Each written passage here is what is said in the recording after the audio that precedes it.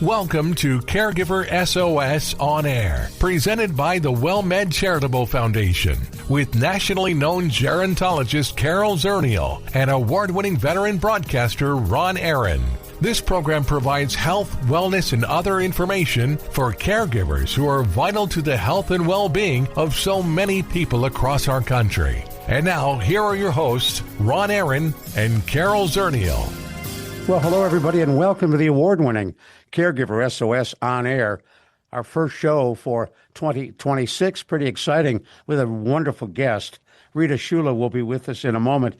Carol Zernail, our co-host, is here, and as many of you know, Carol holds a master's degree in social gerontology, 30 years experience in the field. Pardon me.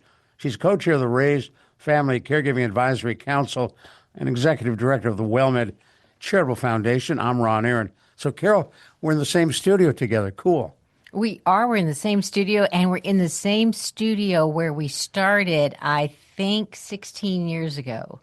That's hard to believe. We were a podcast before there was such a word as podcast. Now, you know, it's like, oh, everyone has one, but we had the first one for caregivers. I know that. I thought that picture of us on the website was taken like yesterday. That the secret to staying young is use old photos. Perfect. Well, we've got a really important guest with us, Rita Choula, Director, Caregiving for AARP Public Policy Institute. And you do a lot of work with AARP. You know, I love AARP's work in the caregiving space. Talk about getting in there early on.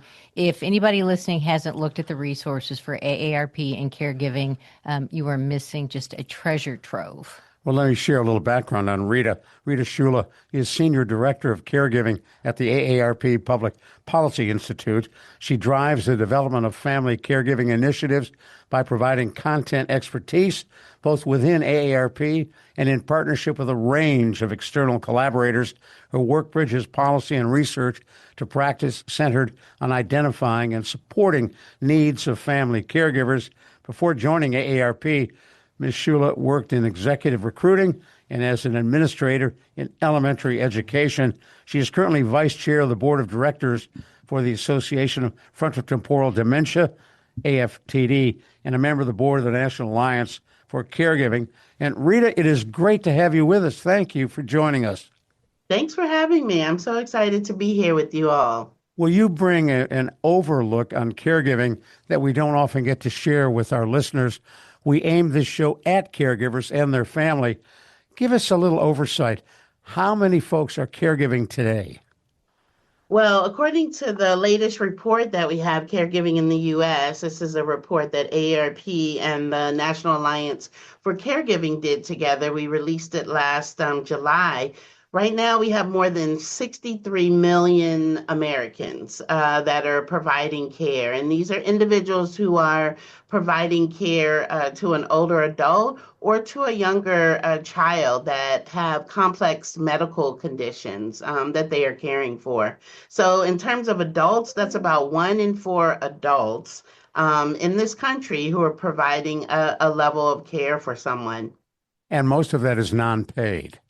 Absolutely. The majority of that is unpaid. So these are individuals who are juggling work, who are juggling other responsibilities, who are trying to take care of themselves, their own health and well-being, and they're not getting paid to do that. We actually have an estimated figure for that unpaid care. So we say that that unpaid care is equivalent to $600 billion that family members and friends are doing in their time.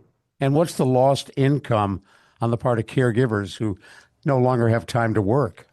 You know, there's research out there that says, and good news is that AARP is going to be releasing a newer number later this year. But right now, that number in research stands at almost $300,000 that family caregivers are looking at in terms of lost wages and other opportunity costs that they're not able to take advantage of because of the care they're providing. Well, and that number is so important because people become caregivers in an instant, right? It's that phone call from the hospital. It's that fall in the home. And if you were to ask a caregiver, are you willing to give up $300,000 worth of income before they jump in the deep end of the pool, many of them would hesitate, but we don't know that. We don't hesitate. There's so much expectation placed on family members. And I'm glad you're going to be updating the number. It's so important to get the word out. Absolutely. I was also pleased to hear you reference younger people caring for older people because they get overlooked. We have had some younger folks on the show interviewing them. They're caregivers for parents, aunts, and uncles, and what have you, and they could be in their 20s. What a challenge.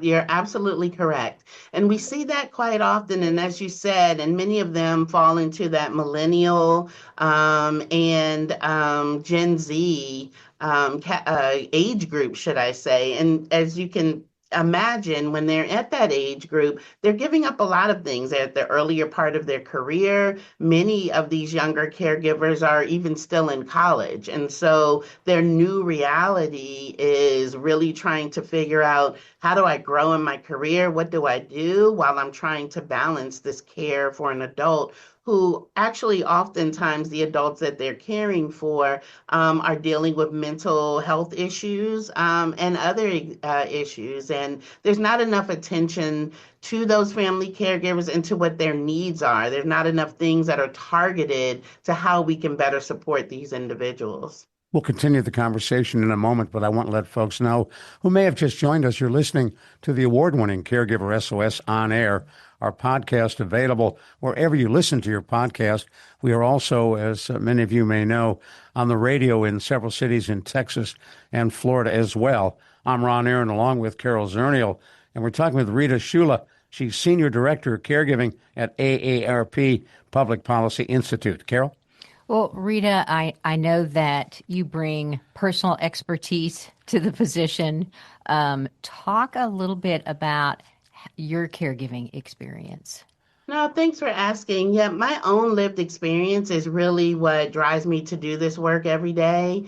I cared initially for my grandmother, and then upon her passing, very rapidly started having to care for my mother. As you said earlier, Carol, these things happen, the crises come, and that's what happened with my mom.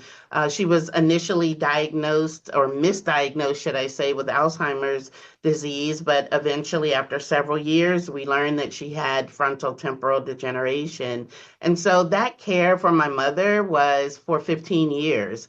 And 8 of those years, I was a sandwich generation caregiver. My 2 younger children were born into that situation. So at any given moment, I was caring for my mother and I was caring for a newborn and a toddler at the same time. And that went on for several years as they grew. And the impacts from that care really impacted me and my own lived experience. And that financial struggle of having to pay for elder care and child care at the same time, navigating a fragmented healthcare system, and really working and trying to figure out how I could provide, and along with my husband, for our family, is really what motivates me to build solutions every day. So this isn't something I just happened on. This is my own lived experience, and it's really critical to me and important to me that others don't face some of those same challenges I did.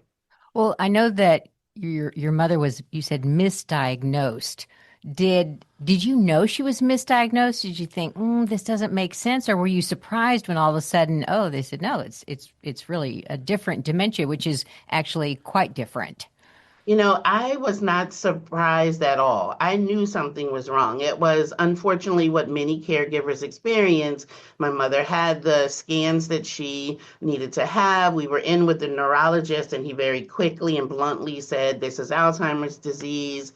No other information, come back and see me in 6 months. And just working in the field that I work in, I knew that something was wrong. My mom wasn't really necessarily having issues with short-term memory and other really hallmark symptoms that come with Alzheimer's. And so in speaking to close friends and colleagues, I was encouraged to continue trying to figure out what this is and continue to navigate. And so after 3 long years of it's Alzheimer's, it's, she's having mental health issues. We really stumbled upon this idea that she had frontal temporal degeneration, and it was due to a traumatic brain injury that she had suffered several years prior. And then after having these conversations and seeking that information out on my own, I actually found AFTD, the Association for Frontal Temporal Dementia, and they equipped me with the language that I needed to go to the neurologist and advocate for more testing and to say specifically what I was seeing in my day-to-day interactions with my mother. And after 3 years, she was diagnosed with FTD. Now, did that make a difference in the treatment and ways in which you dealt with her?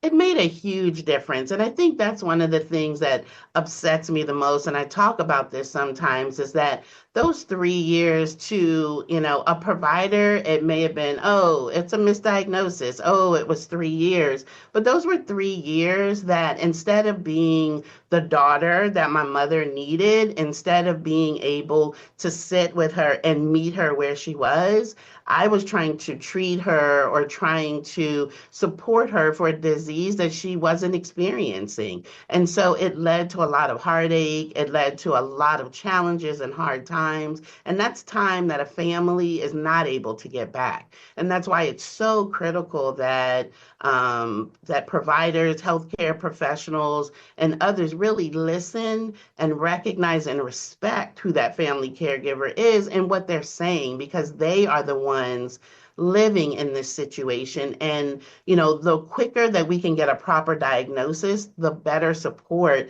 that that family member can get, and that ultimately the person living with whatever disease can have. Speaking of proper diagnosis, we're going to come right back to you in a moment. Long story in the New York Times the other day on another newer dementia diagnosis called LATE, L-A-T-E, and we'll ask you about that as well. I'm Ron Aaron. Carol Zernail, our co-host, is here.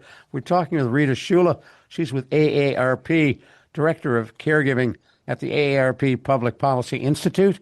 You're listening to the award-winning Caregiver SOS on air.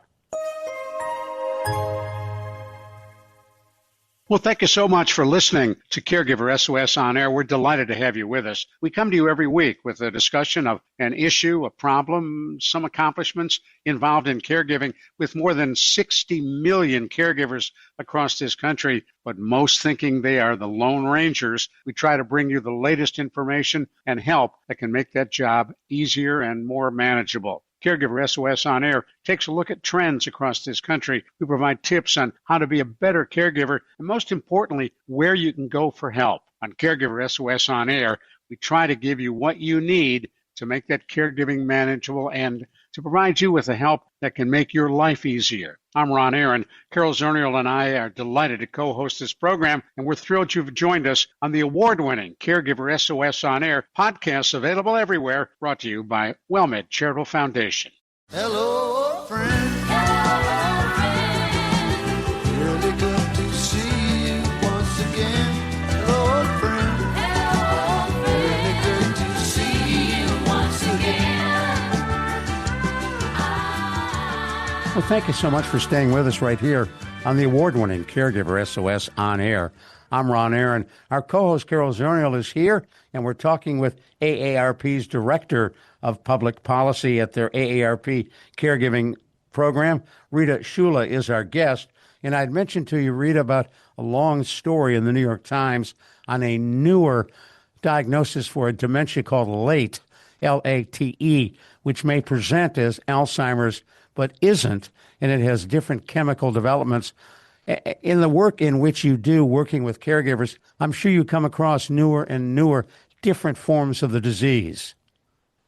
Absolutely. And I think one of the things is, especially as we're speaking about dementia, is the point that is extremely important is recognizing that whatever the dementia is, the toll that it can have on that family member. Because things change rapidly, really for providers and others to take that time to talk to the family member, to understand what they're experiencing and what that individual who's living with dementia is experiencing, and ensuring that tools and resources are targeted. And those can change over the lifetime of the disease, but really engaging in communication with individuals is what makes all the difference in the world. And that could be whether you have Alzheimer's, FTD, vascular dementia, whatever that is. It's meeting people where they are with the tools targeted to their needs. Well, and that's one of the things that has changed over my career that I really think is a wonderful change is that we are, as you said, talking to the people who are living with the disease. It used to be we talked around them. We did, it was kind of like the relative you didn't talk about in the other room. But now engaging their voices and realizing that they can actually tell us a lot about their needs and what's going on if we stop and listen and listen where they are. And where can folks go for help and for information, Rita? If you take a look at the tremendous resources available at AARP and elsewhere, what do you recommend to that caregiver who found out today that their loved one is struggling with a form of Alzheimer's? Well, AARP, I feel very fortunate to work at an organization that really spends a tremendous amount of time really developing targeted, as I said, resources and tools for family caregivers. So whether you are struggling with the financial aspects of how am I going to afford providing this care, whether you're new to caregiving at the very beginning, or even you see caregiving coming down the road, we offer tools to help you prepare to care. And all of those tools, we also offer resources that are available so that individuals can find what is in their own community. It's one thing to have kind of a generic tool, but it's also really helpful to be able to see what resources and community opportunities are available to you around the corner. And all of these things you can find at aarp.org/caregiving. We also have a wonderful, wonderful discussion community on Facebook.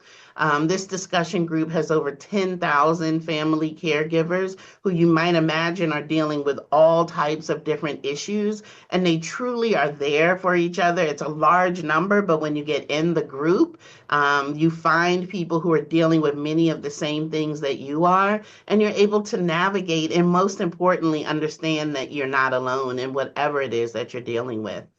Carol, complementary to those AARP study groups, you have a caregiver support program that's available for free over the phone. Well, our caregiver teleconnection is a great complement to the resources with AARP in that caregivers can talk with an expert. It's a lawyer, it's a social worker, it's someone from AARP, and ask questions and actually talk with each other. So that's another positive that's changed. We now can have Facebook support groups. We can now have webinars like the teleconnection. And so there's more resources out there. We're still struggling to get caregivers to understand what's available to them. You're absolutely right. And, I think part of it is caregiving is extremely personal. And as far as we have come, I've been in the caregiving field for almost 18 years now, living it and working within it. And it's still a very difficult thing. It's a very personal thing. Families are more and more, and I think this is coming with younger generations, speaking out about it, using social media and other tools to talk about their experiences. But far too often, family caregivers feel isolated and they feel alone. I think one thing we haven't really talked about is working caregivers. And we have seen in this report that working caregivers are receiving more supports. Employers are recognizing that their employees need some supports.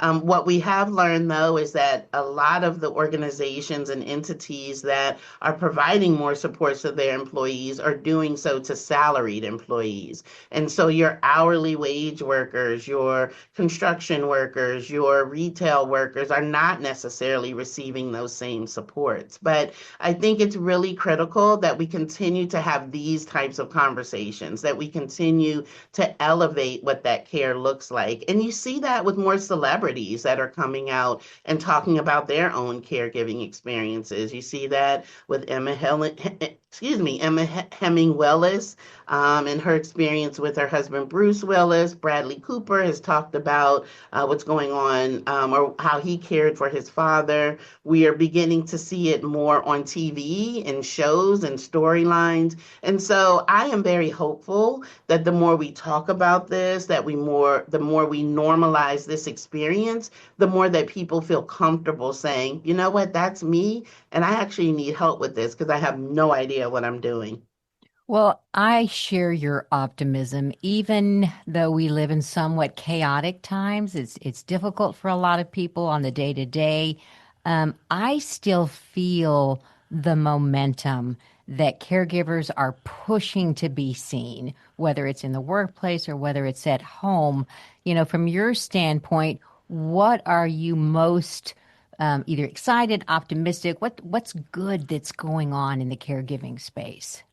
I think what's good is that reality. It's that reality of everybody around me in some form or the other is providing a level of care to someone. And we're beginning to see caregiving across the lifespan. And I think, understanding and feeling that you are part of a community leads to change. Caregivers in the current day are speaking out more and more and saying, I need help doing this. And as such, we're beginning to see different types of solutions. We talk about support groups and the growth of support groups now and how they look and how they really seek to meet everybody in a different way, whether it's online or in person, whether it's for spouses or younger children. I think another really important thing is within the healthcare system. For many, many years, we have worked really hard to say to healthcare providers, caregivers need to be an integral part of the care team.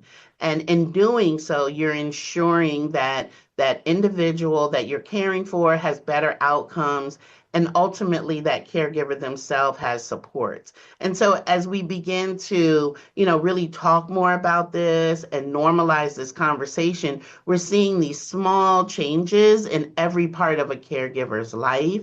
And I think that makes all the difference in the world. There's still a very long way to go, but I have a lot of hope that there's momentum here. Now, for those who are listening, Rita Choula, who want more information, you mentioned that AARP.org has a tremendous resource. Where else can you go, and what kind of support does AARP provide to caregivers? Well, those are the main areas, our state offices. We have state offices in all 50 states and territories, and they work in their local communities as well. So you're able to always reach out to an AARP state office. You're also able to, on that caregiving site, you're able to look and find local community resources as well. One thing that I will say outside of AARP, but we're connected to a number of these organizations as well, is always go to your disease-specific organization. So if you're living with FTD, if you're living with Alzheimer's, if you're caring for someone with cancer, going to a disease organization, increasingly these organizations recognize the strains that family caregivers are under, and they are developing resources and tools for those caregivers as well. Carol, let's give you the last word. Well, the last word is that, the partnerships that we talked about at the top, that one of AARP's strengths is the partnerships that they form across. And sitting on the RAISE committee, I have the opportunity to see the importance of all of us joining hands, working together across the lifespan, as you mentioned, to bring caregiving and caregiving policy change and caregiving reality change, the daylight that it needs. Now, for those who don't know, what is the RAISE committee? It is the committee that advises the Congress on caregiving issues, and it's still around. So, yay! They haven't found you. And I think I appreciate you raising that, Carol, because the policy piece is critical. Whether it's at the state level or the national level, it's really important that family caregivers are supported at that policy level, which then trickles down and out to so many other areas. Got to stop you right there, Rita. You've been a great guest. Rita Choula, Director of Caregiving at AARP. For Carol Zernail, I'm Ron Aaron. Thanks for joining us. We'll do it again soon on the award-winning Caregiver SOS On Air. The executive producer for Caregiver SOS On Air is Daniel Calderon. The producer is Sharice Pendleton. And the associate producer is Catherine Oglesby. We'll see you next week on Caregiver SOS On Air. You've been listening to Caregiver SOS On Air, an exclusive presentation of the WellMed Charitable Foundation. We welcome emails with suggestions and comments on this program at radio@wellmed.net. Join co-hosts Carol Zernail and Ron Aaron next week for more on caregiving, improving the health and well-being of caregivers and their care recipients everywhere. For more on caregiving and podcasts of our programs, visit caregiversos.org.